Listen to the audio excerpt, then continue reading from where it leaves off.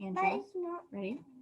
In SEL, we're learning not to use blaming words when there's a problem. So today we're going to start by reading, But It's Not My Fault, written by Julia Cook.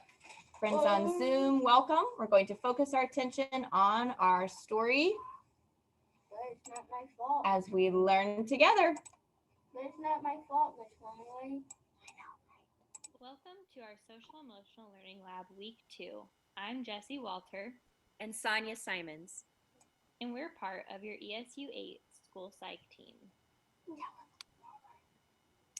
Today we're going to read a book by Julia Cook called But It's Not My Fault. My name is Norman David Edwards, but everybody calls me Noodle. Sometimes things happen to me that get me into trouble, but it's not my fault. Things just aren't the way they should be. I feel like everybody's always picking on me. I always get blamed, and it's not my fault. It seems like I'm the only one that ever gets caught. He did it again. Quit it. Noodle did it. Teacher. Yesterday, I didn't get my math homework done. So this morning, my teacher made me stay in from recess and do it. Rats. But it wasn't my fault. Last night, I had to go to my big brother's basketball game, and it went into overtime. And by the time I finally got home, it was too late to do my homework, so my mom made me go to bed. After recess, we all headed to the library to work on our science reports. Since my teacher wouldn't let me go to recess, I had a lot of extra energy. I felt kind of twitchy. On the way down the hall, I jumped up high and tried to touch the light. On the way down, Marigold got in my airspace and her head hit my arm. Ouch. Teacher, Noodle hit me. But it's not my fault. You didn't let me go out to recess, and my legs just needed to jump. It wasn't my fault. My arm did it. And it was just a little bump. I got sent to the end of the line. Rats. What's rats mean? Bummer. Then when I got to the library, I couldn't work on my report, The Duck-Billed Platypus, because the media specialist wouldn't let me check out the book that I needed. Noodle, you can't check out a new book until you bring your overdue book back. But it's not my fault. I looked in my backpack this morning as soon as I got to school. My mom didn't remind me to put it in there. So please, can you bend the rules? Nope. Rats! In PE, Ross Gray tripped me on purpose, and then he laughed at me when I fell down. So I pushed him over. Teacher, Noodle pushed me. But it's not my fault. Ross Gray tripped me on purpose, and that made me really feel bad. And then he laughed when I fell, which made me really mad. Noodle did it. He did it again. My hands were so mad that they pushed him, even though my brain told them not to. Things just aren't the way they should be. I feel like everybody's always picking on me. I always get blamed, and it's not my fault. Seems like I'm the only one that ever gets caught. Noodle, please stop talking. But it's not my fault. George talked to me first. Noodle, please stop lollygagging. But it's not my fault. I was born this way. Besides, the pencil sharpener needed to be emptied. Noodle, you just interrupted again. But it's not my fault. My mouth is addicted to talking. Noodle, we don't stick out our tongue at other kids. But it's not my fault. TJ did it to me first, and then he stared at me. So I had to do it back to him. Besides, it doesn't say we can't do that in the school handbook. The handbook. Just as my teacher was about to say noodle for the 50,000th time, the bell rang. Whew. Noodle, my teacher said, please stay after a minute so we can have a talk. Rats. Noodle, today you had a really rough day. But it's not my fault. Noodle, there are no buts in my sentence. Today you had a really rough day, and tomorrow is a brand new day. I can't wait to see what you can do with your tomorrow. Have a safe walk home. When I walked into my house, my mom gave me the unibrow. I could tell just by the way she looked at me that I was in trouble. Rats. Noodle, your teacher emailed me and told me that today at school you had a really rough day. But it's not my fault. I didn't get my homework done because the game went late and you made me go to bed. My teacher wouldn't let me go out to recess and my legs needed to jump. Marigold got in my airspace and her head hit my arm. I couldn't do my report on the duck-billed platypus because the media specialist wouldn't let me check out the book I needed because you forgot to remind me to put my overdue book in my backpack this morning. Ross Gray tripped me and laughed when I fell down, and that made my hands mad. George talked to me first. The pencil sharpener needed to be emptied. My mouth is addicted to talking. And it doesn't say in the school handbook that I can't stick my tongue out at people. Besides, I had to. TJ was staring at me, and he did it to me first. Things just aren't the way they should be. I feel like everybody's always picking on me. I always get blamed, and it's not my fault. It seems like I'm the only one that ever gets caught. Poor me. Noodle did that. Noodle did it. Stop it, Noodle. Noodle, I'm not talking about whose fault it is, Mom said. I'm talking about whose responsibility it is. Huh? You are responsible for the things that you do, for your choices at home and your choices at school. Blaming others is a reason, but it is not an excuse. If you keep playing this game, you surely will lose.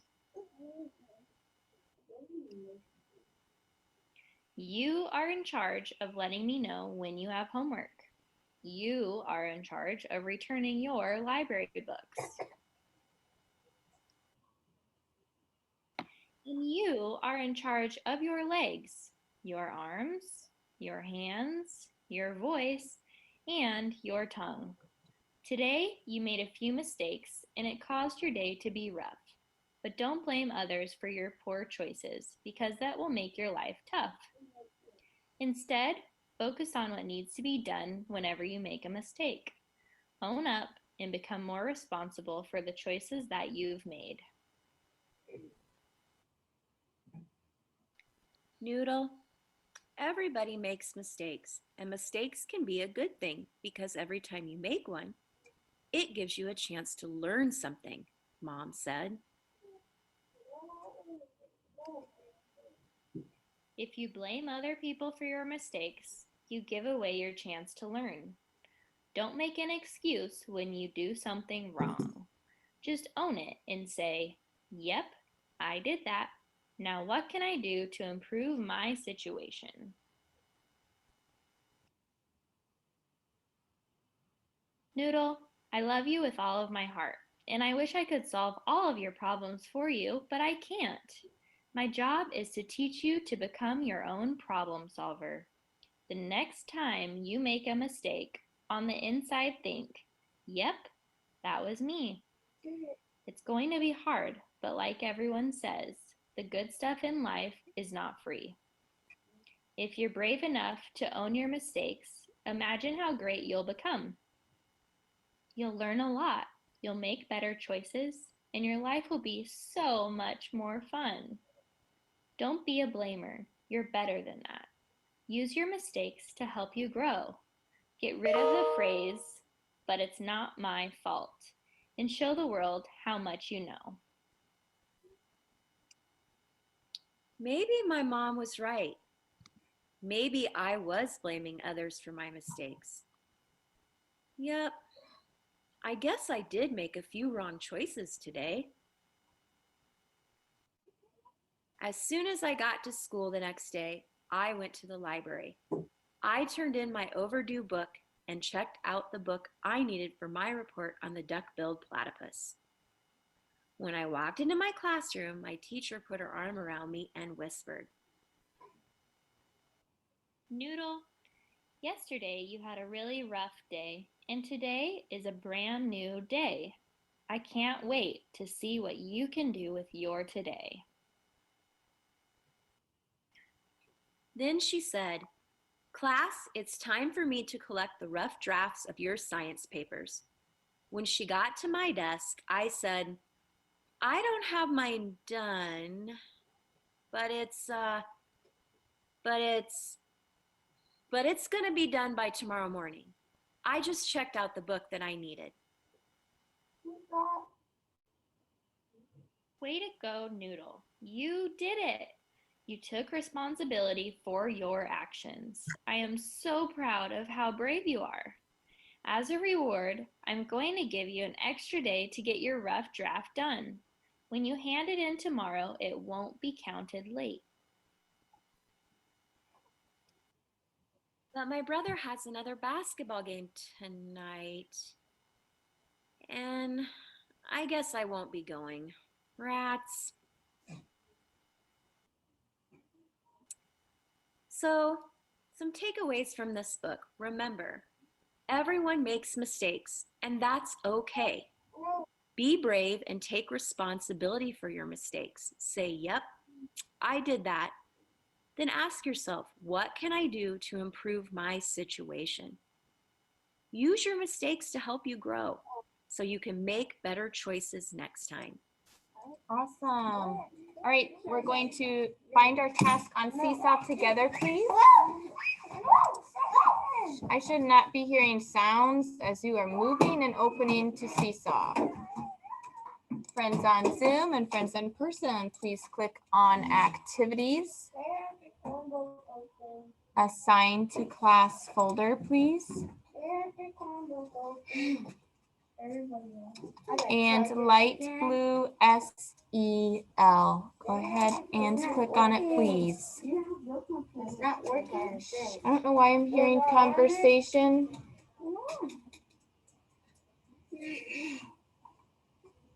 Our task today is called "But It's Not My Fault," and you will see the picture of the book we just listened to.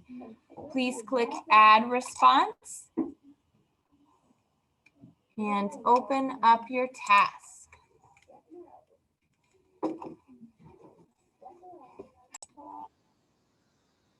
Slide number 1 is just a picture of the story we listened to. So our work begins on slide number 2. On each slide, you have a situation, you have a scenario.